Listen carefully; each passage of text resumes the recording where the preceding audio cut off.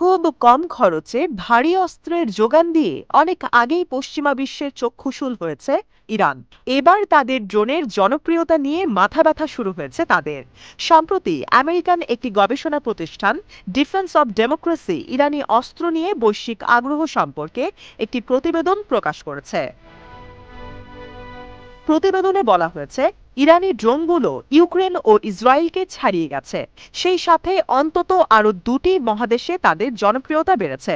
যদিও বাইডেন প্রশাসন ইসরায়েলের বিরুদ্ধে ইরান ও তার সমর্থিত গোষ্ঠীগুলোর ক্ষেপণাস্ত্র ও ড্রোন হামলার মাত্রা সীমিত করার জন্য চেষ্টা চালাচ্ছে। তাদের মতে মধ্যপ্রাচ্য এখন ইরানি অস্ত্র ও ক্ষেপণাস্ত্রে ভরপুর।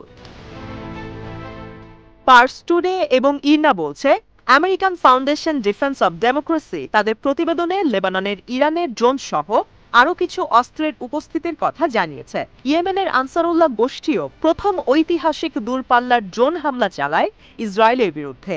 ইরানের তৈরি এই ড্রোন 2600 কিলোমিটার পথ পাড়ি দিয়েছিল।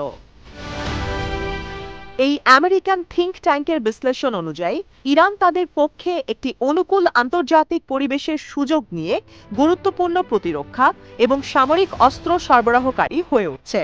ইরানের যেসব সুবিধাজনক দিক রয়েছে তার মধ্যে একটি হলো যুদ্ধক্ষেত্রে স্বল্প খরচের কার্যকর ড্রোনের ব্যবহার। যেমন বলা যায় শহীদ 136 মডেলের কথা। ড্রোনটি ইউক্রেনের বিরুদ্ধে রাশিয়ার যুদ্ধে গুরুত্বপূর্ণ ভূমিকা পালন করেছে। যুদ্ধের প্রথম 2 বছরে মস্কো 4600টি এই ধরনের ড্রোন ব্যবহার করেছে। এই একই ড্রোন সম্প্রতি তেল আবিবের বিরুদ্ধে ব্যবহার করা হয়েছে।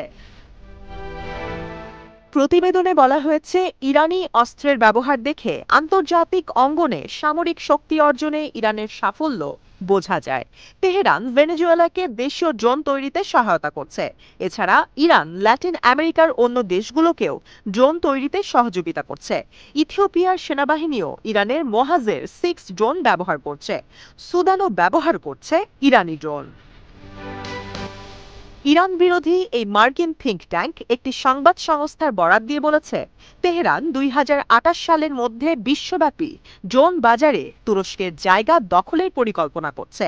থিঙ্ক ট্যাঙ্কের বিশেষজ্ঞরা বলছে, প্রতিরক্ষা প্রদর্শনীতে শক্তিশালী উপস্থিতি বিশ্বের কাছে ইরানের সামরিক সক্ষমতা তুলে ধরেছে। 2024 সালে মালয়েশিয়া, কাতার ও ইরাকে আয়োজিত প্রতিরক্ষা প্রদর্শনীতে ইরান তার সমরাস্ত্র প্রদর্শন করে এবং সৌদি আরবেও সামরিক প্রদর্শনীতে অংশগ্রহণের জন্য একটি দল পাঠায়। মস্কো এবং বেলগ্রেড অস্ত্র প্রদর্শনীতেও ছিল তাদের অংশগ্রহণ।